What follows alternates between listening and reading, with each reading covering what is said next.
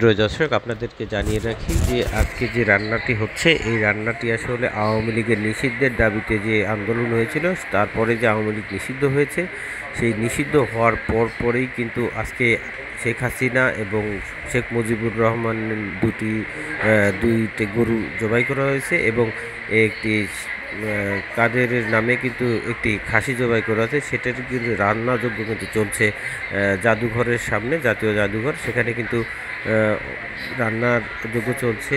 মাংস কষানো হচ্ছে, চাউল ধরে রাখা হয়েছে। যে মাংসগুলি কষানো হচ্ছে সেগুলি হচ্ছে আপনারা দেখতে পাচ্ছেন।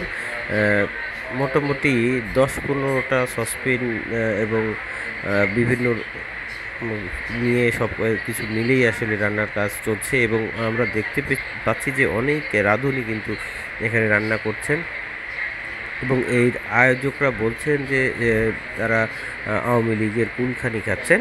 সেই আওয়ামী লীগের কুলখানি করা হচ্ছে এমনটি কিন্তু তারা বলছেন। তারা আরও বলছেন যে আওয়ামী লীগ যেন আর কোনো দিন বাংলাদেশে রাজনীতি না করে এবং লজ্জা থাকলে আওয়ামী লীগ যেন বাংলাদেশে না ফিরে আসে, আওয়ামী লীগের কোনো নেতাকর্মী যারা পালিয়ে গেছে তারা যেন না ফিরে আসে, এমনটি কিন্তু তারা বলছেন। দর্শক, আপনাদেরকে সম্পূর্ণ রান্নার অ্যাক্সেসরিজ আমরা দেখানোর চেষ্টা করছি। ভিডিওটি কন্টিনিউ করে আপনারা দেখতে থাকবেন। দেখছেন যে আসলে চতুর্দিকে কিন্তু ঘেরাও করে নিয়ে তারপরে কিন্তু রান্নাযোগ্য চলছে রাস্তার মধ্যে, রাস্তার মাঝখানে কিন্তু রান্না চলছে।